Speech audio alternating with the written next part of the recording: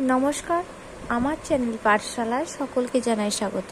আজকে আমি তোমাদের সাথে আলোচনা করব ক্লাস 2-এর আমার বই দ্বিতীয় পর্বের 121 নম্বর পাতার প্রশ্ন উত্তরগুলো।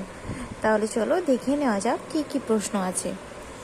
দেখো, এখানে লেখা আছে সাম বার্ডস ফ্লাই মেনি মাইলস।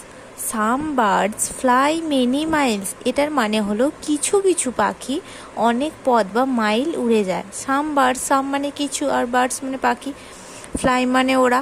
তাহলে সাম বার্ডস কিছু কিছু পাখি, ফ্লাই মেনি মাইলস মানে অনেক পথ উড়ে যায়। They fly for food and shelter, shelter মানে হচ্ছে আশ্রয়। দে ফ্লাই ফর ফুড, তারা খাবার, অ্যান্ড এবং shelter. They fly for food and shelter, তারা খাবার ও বাসস্থানের জন্য মানে আশ্রয়ের জন্য উড়ে যায়। They fly to live in friendly climate.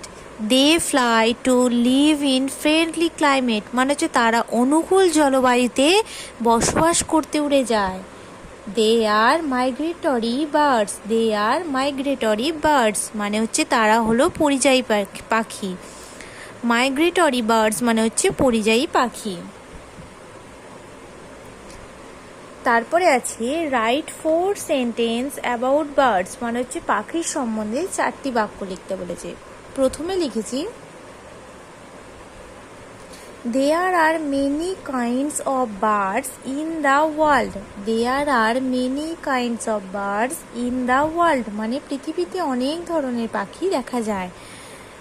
They have 2 legs, তাদের আছে দুটি পা। 2 wings, দুটি ডানা। 2 eyes, দুটি চোখ। and a beak মানে হচ্ছে একটি ঠোঁট বা চঞ্চু। They eat insects, fruits, fish, etc মানে এটসেট্রা। দে ইট ইনসেক্ট, তারা খায় কীট পতঙ্গ। ইনসেক্ট মানে কীট পতঙ্গ। ফ্রুট ফল, ফিশ মাছ, ইটিসি মানে এটসেট্রা মানে ইত্যাদি। দে ইট ইনসেক্টস, ফ্রুট, ফিশ, ইটিসি মানে হচ্ছে তারা খায় কীট পতঙ্গ, ফল, মাছ ইত্যাদি। Birds live in a nest. Birds live in a nest মানে পাখিরা পাখির বাসায় বাস করে। নেস্ট মানে পাখির বাসা, তাহলে পাখিরা পাখির বাসায় বাস করে। তারপরের পেজটা দেখো, 122 নম্বর পাতায় আছে কিছু অঙ্ক দেওয়া আছে। দেখো, প্রথম অঙ্কটা আছে রোশেনারা 32টি গাঁদা ফুল নিয়ে মালা গাঁথা শুরু করলো, কিন্তু মালা গাঁথার পরে ঝুড়িতে 12টি ফুল পড়ে আছে। মালায় কতগুলি ফুল আছে হিসেব করি। তাহলে কটি ফুল নিয়ে মালা গাঁথা শুরু করলো? 32টি ফুল নিয়ে। কিন্তু মালা গাঁথার পর কটি ফুল ঝুড়িতে পড়েছিল? 12টি। দেখো, সেটাই লিখেছি, মালা গাঁথার জন্য ফুল নিল 32টি, ঝুড়িতে পড়ে আছে 12টি। তাহলে দুটো বিয়োগ করতে হবে, বিয়োগ করে বেরিয়েছে 20টি। তাহলে মালায় ফুল আছে 20টি। তারপরে অঙ্কটা দেখো, আজ খুব বৃষ্টি পড়ছে, তাই 19 জন ছাত্রছাত্রী স্কুলে আসতে পারেনি।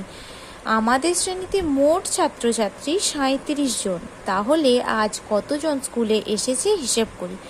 আমাদের শ্রেণীতে মোট ছাত্রছাত্রী কতজন আছে? 37 জন। আর কতজন আসতে পারেনি? 19 জন। দেখো, সেটাই লিখেছি, আমাদের শ্রেণীতে মোট ছাত্রছাত্রী আছে 37 জন আর স্কুলে আসতে পারেনি 19 জন। তাহলে দুটোকে বিয়োগ করেছি। দেখো, 9 থেকে 7 যদি বিয়োগ করে এটা 17 ধরতে হবে। তাহলে কত হবে? 8 গিটে হাতে রইল 1, 1 আর 1 2 আর 1 3। তাহলে আজ স্কুলে এসেছে 18 জন। তারপরের অঙ্কটা বলেছে শোভন 60টি ঘুড়ি এনেছে, আমাদের 48টি ঘুড়ি দিয়ে দিল। শোভনের কাছে এখন কতগুলি ঘুড়ি আছে হিসেব করি। দেখো, তাহলে লিখেছি শোভন ঘুড়ি এনেছে কটি? 60টি।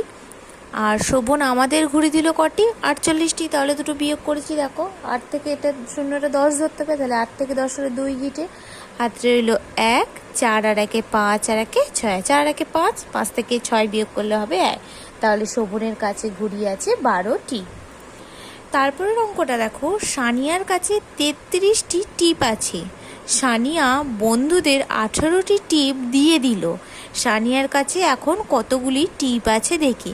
33টি টিপ ছিল সানিয়ার কাছে, সে বন্ধুদের 18টি টিপ দিয়ে দিয়েছে। তাহলে এটা বিয়োগ করতে হবে, দেখো দুটো বিয়োগ করেছে, 8 থেকে এটা 3টে 13 ধরতে হবে, তাহলে 8 থেকে 13 বিয়োগ করলে হবে যে 15, এই 5 হাতে রইল 1 হবে, তাহলে 1 আর 1 2, 2 থেকে 3 বিয়োগ করলে হবে 1। তাহলে সানিয়ার কাছে এখন টিপ আছে 15টি।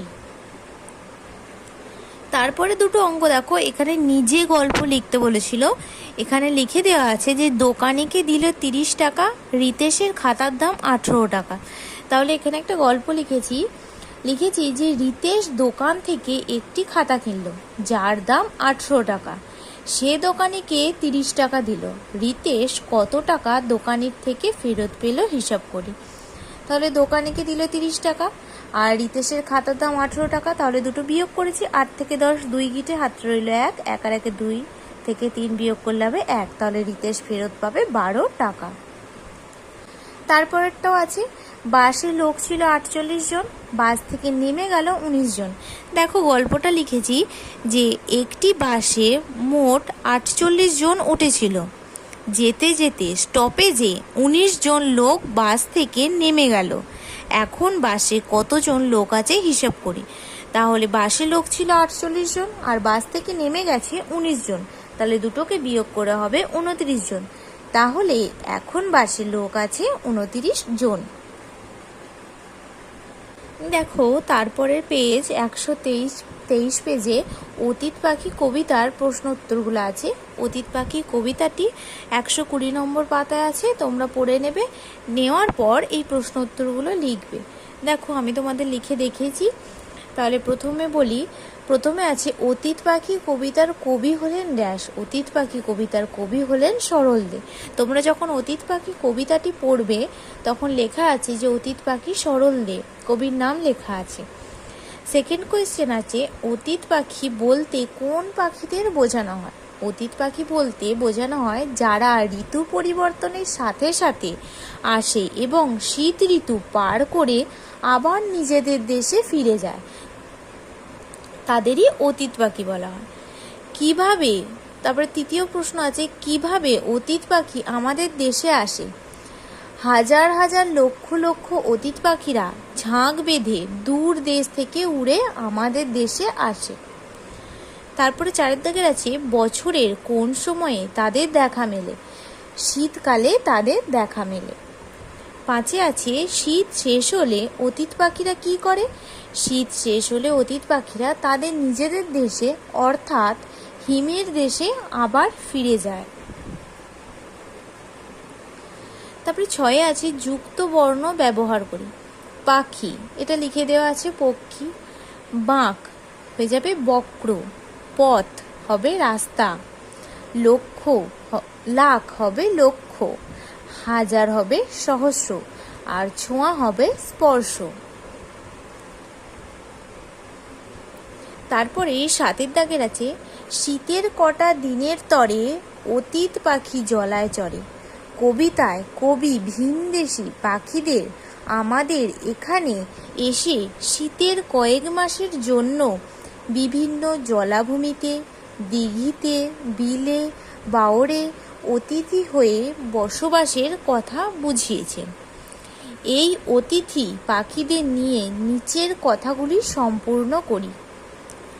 তাহলে দেখো প্রথমে আছে অতিথি পাখিরা দূর দূরান্ত থেকে ড্যাশ দেওয়া আছে, তাহলে আমরা লিখবো এখানে অতীত পাখিরা দূর দূরান্ত থেকে ঝাঁক বেঁধে উড়ে আসে।